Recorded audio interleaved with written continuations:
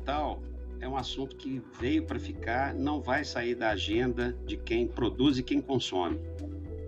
Mas como resolver essa questão? Afinal de contas, a questão ambiental é problema ou pode ser solução? A questão ambiental é algo que precisa ser pensado por cada um de nós que está, de alguma forma, envolvida com a atividade de produção agrícola, mais especificamente com leite. Nós vamos conversar sobre esse assunto com uma visão muito diferenciada. Por isso que nós estamos aqui recebendo hoje o Cândido Bracher. Cândido, muito obrigado por estar aqui conosco. Obrigado a você pelo convite, Paulo. Um grande prazer.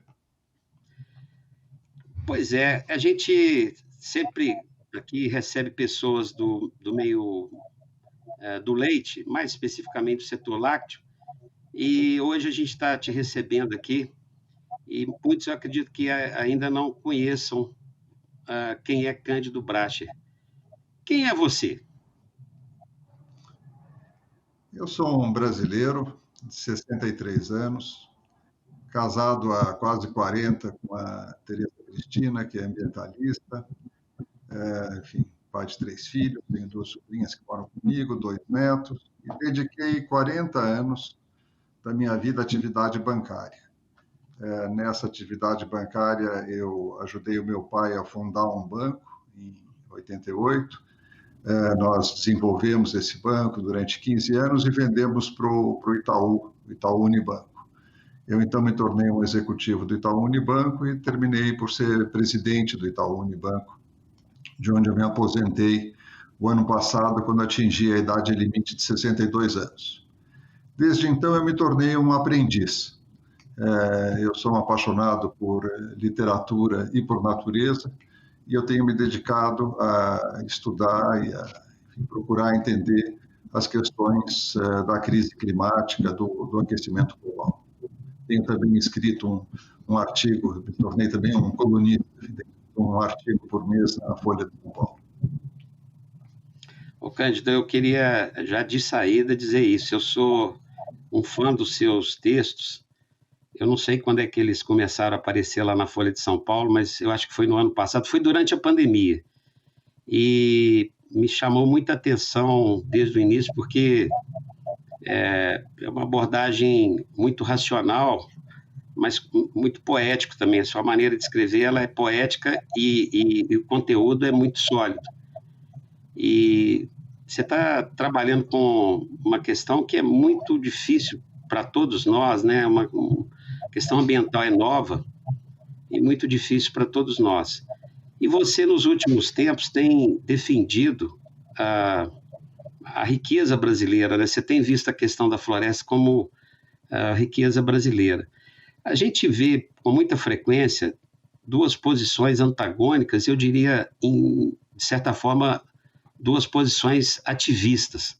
A gente vê argumentos de pessoas dizendo que a gente tem que parar o mundo e tem que continuar cuidando só da natureza, mas esse lado econômico da vida não é considerado, mas também tem aqueles que não conseguem conceber a necessidade de nós revermos a maneira como a gente gera a riqueza sob a ótica da produção. Eu queria te fazer uma pergunta difícil. Como é que nós vamos resolver essa questão ambiental? É possível uma andorinha fazer verão? É possível decisões individuais resolverem essa questão? Eu acho que você toca no ponto mais importante, Paulo. A crise do aquecimento, o problema ambiental, é um problema global e só pode ser resolvido globalmente. Não há a menor chance de um indivíduo, de um país ou mesmo de um continente resolver sozinho esse problema. Quer dizer, a atmosfera não tem fronteiras. O que acontece na Índia afeta o Brasil, o que acontece na Rússia afeta os Estados Unidos e assim por diante. Então, a solução tem que ser global. É isso que a torna tão complexa, tão difícil. Então, todos nós acompanhamos aí, logo no início da pandemia, o Larry Fink com o seu movimento de pressionar os executivos das principais empresas a tomarem decisão no sentido de criarem suas políticas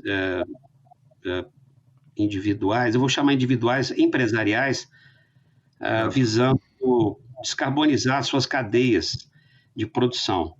E aqui no Brasil mesmo, no setor lácteo, as principais empresas, não só aquelas que processam leite, mas também aquelas que vendem insumos para produtores, se movimentam nesse sentido, estão assumindo compromissos públicos. E eu fiquei muito surpreso quando você, no seu último artigo agora, do mês de maio, você coloca que, como é que nós vamos resolver isso se uma empresa ela pode se descarbonizar, mas, ao mesmo tempo, pode estar levando as suas práticas, por exemplo, pode estar vendendo seus equipamentos para uma outra empresa que está menos sensível. Isso me lembrou aquela história da vaca que está com problema de brucelose ou está com tuberculose, vamos pegar a tuberculose, e você limpa o seu rebanho vendendo a vaca para o vizinho. Como é que nós vamos conseguir trabalhar essa questão? Ainda recentemente saiu um resultado da EDF, que é Environmental Defense Fund, que é uma instituição seríssima, mostrando que só em 2021 houve negociações de quase 200 bilhões de dólares, através das quais empresas com compromissos ambientais venderam seus ativos que emitem carbono para empresas que não têm compromissos ambientais, empresas mais opacas. Então, postos de petróleo foram vendidos, meios de transporte que geram carbono, enfim, uma série de empresas foram vendidas para outras que não estão sob controle. Então, enquanto você tiver no mundo lugares que não tenham controle de emissões, que não estão procurando limitar suas emissões, você continuará a ter emissões, e as empresas que assumem compromissos, enfim, podem se liberar dos seus compromissos simplesmente se desfazendo dos ativos. Não são todas que fazem isso, muitas fazem, de fato, promovem melhoras, mas o mundo aqui não tem fronteiras na atmosfera. Quer dizer, você continua tendo essas emissões e você não controlará a questão do aquecimento global sem uma governança global, sem uma ordem global. Você tem, Paulo, tentativas de algum, por exemplo, quem está mais adiantado nisso é a Europa. A Europa está muito adiantada na limitação das suas emissões. Tem um sistema de cap and trade, que eles chamam. Muito bem. Como é que eles estão fazendo para que isso valha também para fora da Europa? Eles estão implantando um negócio que eles chamam de Carbon Border Tax, imposto da fronteira do carbono, de maneira que eles vão cobrar um imposto de todos os produtos que entrarem na comunidade europeia, segundo a quantidade de carbono que existe em cada produto. Então, se o aço gera carbono produzido, o aço para entrar na Europa vai pagar uma taxa. Então, com isso, eles estão procurando exportar as diretrizes deles para os outros países. E conseguem ilimitadamente. Quer dizer, aquilo que vier para a Europa, se isso funcionar muito bem, vai ser desestimulado o carbono. Mas entre os outros países, entre si, dentro dos outros países, enfim, esse mecanismo não vai funcionar. Eu li agora, recentemente, 2 livros excelentes sobre a questão do clima. Um do Bill Gates, Como Evitar uma Crise Climática, e o outro que chama Speed and Scale, de também um empresário americano chamado John Doerr. E eu estou muito impressionado, enfim, eles avaliam tecnicamente como reduzir as emissões de energia, de transportes, das indústrias, da agricultura, enfim, eles analisam setor por setor e mostram que, tecnologicamente, é possível você reduzir pelo menos 80% das emissões de carbono de hoje. Os outros 20% precisam ficar por conta de captura de carbono, que é uma tecnologia diferente, ou que vem através do crescimento de florestas, por exemplo, que é a forma mais eficiente e natural de você capturar carbono. Agora, é engraçado porque são livros assim extensos e muito precisos tecnologicamente, mas às vezes me lembra, sabe aquela frase, para quem só tem um martelo, todo problema é prego? Uhum. Então, me lembra um pouco assim, olha, para quem só sabe mexer com tecnologia, todo problema é resolvido tecnologicamente. Não é verdade. Quer dizer, para que a tecnologia seja posta em movimento, para que o engenho humano seja estimulado, você precisa de preço, você precisa de mercado. E se não for colocado um preço global no carbono, você não estimulará essa tecnologia. Não tem jeito. Então, eu acho que o esforço básico, e isso é meio desesperador, é para você ter uma governança global que determine um preço global para o carbono. Você tendo esse preço, eu acho que o resto se ajusta, o mercado cuida do resto. Quer dizer, você vai buscar formas mais baratas de produzir, porque a produção com derivados de carbono vai ficar clara, porque o uso de combustíveis fósseis vai ficar caro, porque, enfim, todas as atividades que emitem carbono vão ficar mais caras, vai ser remunerador você se dedicar a atividades que não geram carbono, e assim você vai produzir a limpeza no mundo. Mas nós temos pouco tempo. Quer dizer, de fato, os dados da ciência estão se tornando cada vez menos discutidos, mais inequívocos. Quer dizer, e a gente já está vendo já, você está vendo hoje, a capa do Economist dessa semana, o Economist que saiu ontem, Exatamente. fala na crise global de alimentos e já cita a seca na Índia. Quer dizer, a Índia, agora, dia 16, os preços do trigo subiram num dia só 6%, porque a Índia falou que vai parar de exportar porque está com uma grande seca. Enfim, nós estamos sentindo esses efeitos cada vez mais e, infelizmente, isso vai ser assim. Nós temos pouco tempo para zerar as nossas emissões de carbono. E o interessante é que a gente começa a ter um protecionismo invertido, né? No passado, você tentava vender alimentos, ainda tem isso, tentava vender alimentos, os outros países seguravam. O Brasil, inclusive, tem problemas sérios para entrar em alguns mercados.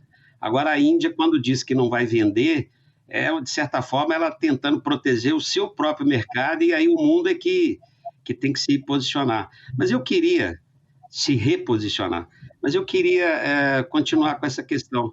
A gente, no leite, tem uma experiência ainda não resolvida, que é a questão da qualidade do leite, que é mais ou menos assim: os laticínios que exigem qualidade, de certa forma, são punidos, porque outros laticínios não exigem.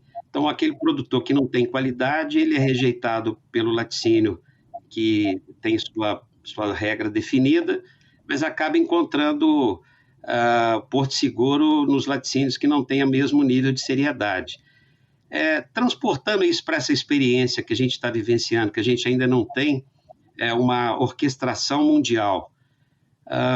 A Europa corre o risco de ter algum problema de redução do seu crescimento, na medida em que ela está puxando essa bandeira de criar uma sobretaxa nos produtos. Quer dizer, isso vai ter algum impacto econômico, ou você imagina que ela vai conseguir educar o mundo inteiro?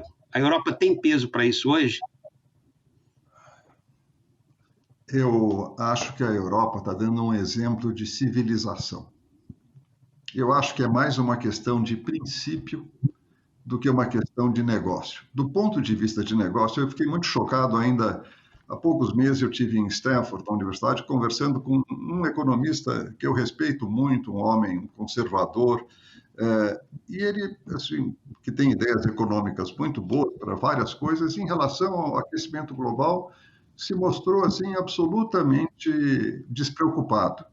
E disse: olha, a Europa está louca de fazer isso. A Europa vai deixar sua indústria completamente não competitiva. Que ao fim ele me recomendou, não, mas brincou: se você está interessado nesse assunto, leia um livro. E eu li o livro Termination Shock, um livro de ficção científica, onde daqui a 40 anos o aquecimento global está tentando ser controlado, as pessoas dando tiro de enxofre na estratosfera para refletir os raios do Sol, para resfriar a Terra.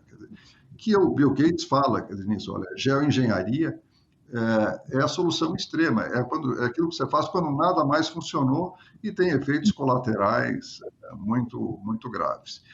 Agora, eu acho que a consciência está se formando e eu acho que o exemplo europeu vai acabar sendo seguido e vai acabar sendo remunerado.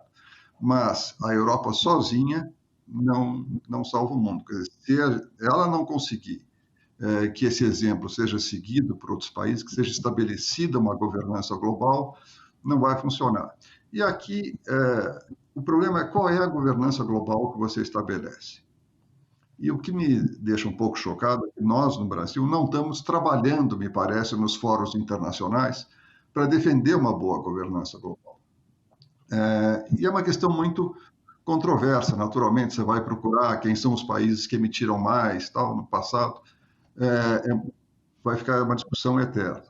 Existe uma proposta que eu gosto muito, que é de um economista, Raghuram Rajan, que diz o seguinte: olha, hoje no mundo,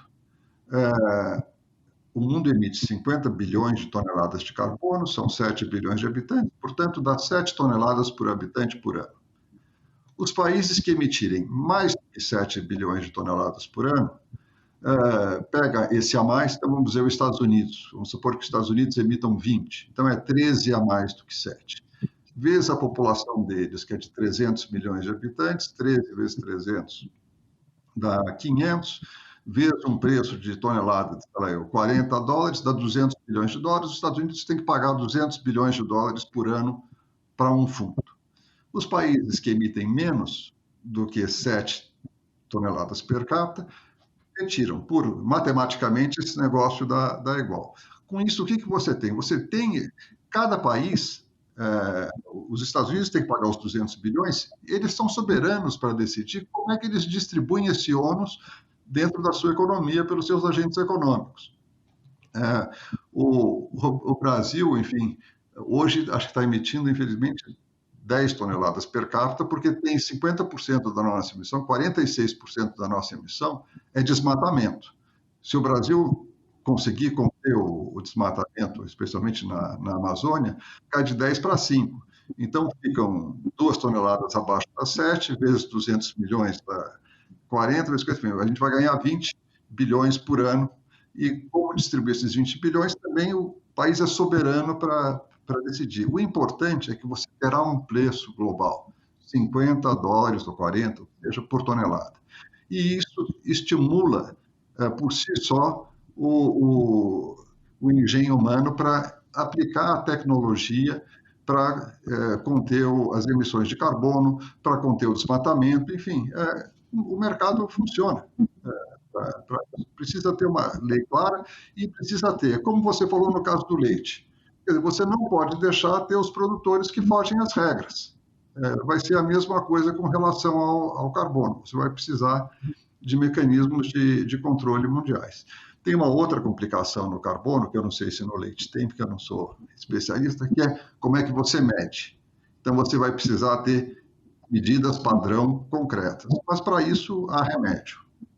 Quer dizer, então, que, na sua visão, é mais uma oportunidade do que um problema, essa questão ambiental, porque a nossa posição parece bem interessante. Nós temos condições de receber recursos dos países que hoje estão menos comprometidos. Se a gente rompe essa condição que nós estamos hoje, em que só a Europa está de maneira articulada, procurando colocar essa discussão no ambiente internacional de maneira mais decisiva. Se nós conseguirmos atrair China, que é um país importante, fundamental, se a gente tem a participação dos Estados Unidos, se a gente chega a uma regulação mundial e a criação de um mercado institucionalizado, na sua visão, o Brasil, então, só tem a ganhar. Eu queria que você desenvolvesse agora, nós estamos caminhando para o fim, temos aí mais 6 minutos, essa visão de como é que o Brasil pode se posicionar da agora para o fim, da agora para o futuro. Paulo, nós que somos um pouco mais velhos, nos lembramos do choque do petróleo em 73. Então, de repente, os árabes se juntaram, 6 países, aliás, não eram só árabes, tinha a Venezuela também, se juntaram, formaram a OPEP, multiplicaram por 3 o preço do petróleo, foi um aumento de preço imenso, desorganizou a economia de vários países. Agora, com algum aviso prévio, o mundo vai ter um preço a mais, que é o preço do carbono.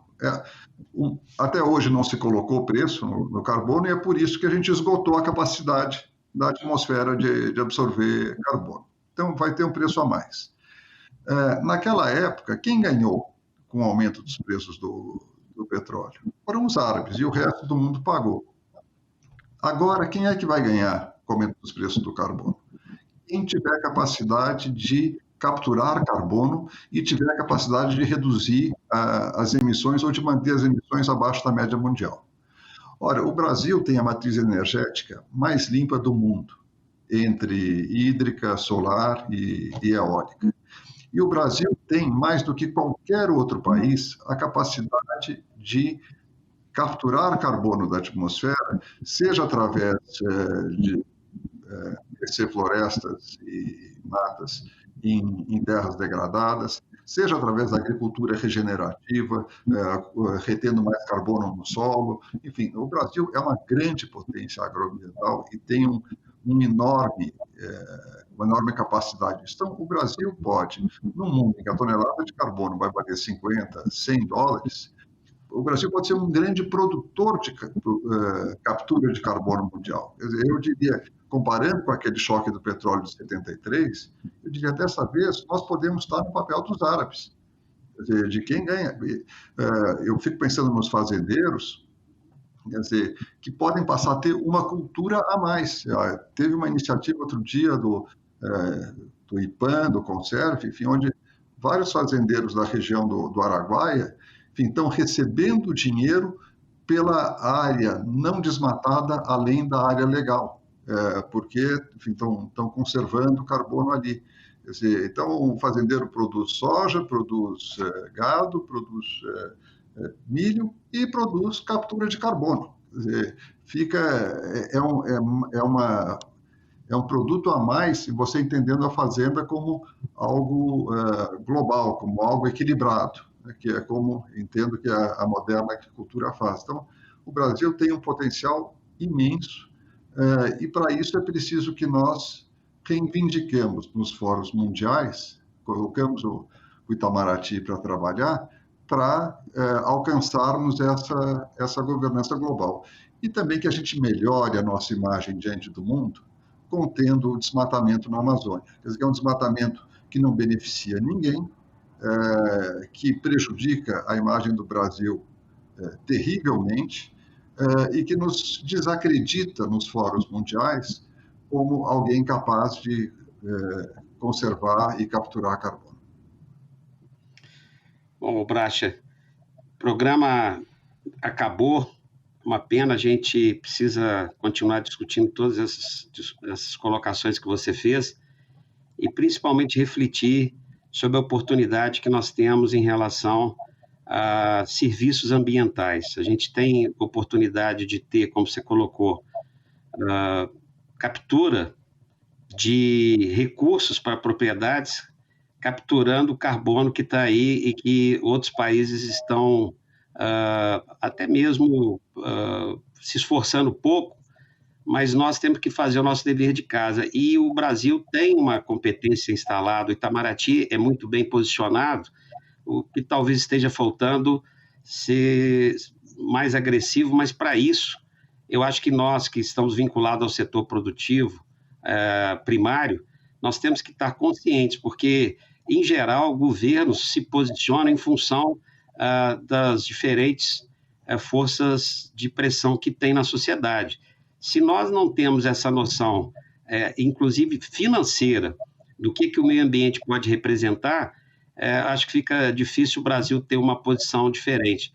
Daí que você, que é um homem do mercado financeiro e que vem com uma posição muito clara, muito racional, colocar esse alerta para nós, eu tenho certeza que cada um dos que estão nos assistindo vai ter oportunidade de refletir e perceber que a hora da virada sob a ótica do nosso discurso chegou, e se nós não tivermos essa percepção, nós podemos estar perdendo esse belíssimo trem da história, que é vender para o mundo essa imagem de uma economia limpa que a gente pode cada vez ter como mecanismo de captura de valor.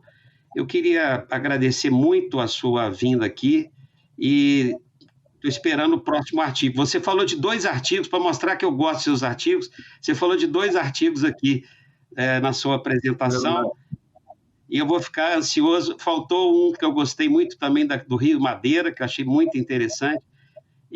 As balsas do Rio Madeira. Exato, as balsas. Mas, enfim, muito obrigado por você ter vindo. Eu queria te deixar uma oportunidade de você nos trazer a sua última mensagem, depois queria fazer um brinde com você. Olha, fico muito contente de ter esse espaço para poder falar da importância dessa questão do clima. E eu acho que para nós brasileiros, o importante é isso tem que ser uma questão de Estado, mais do que uma questão desse governo ou daquele governo.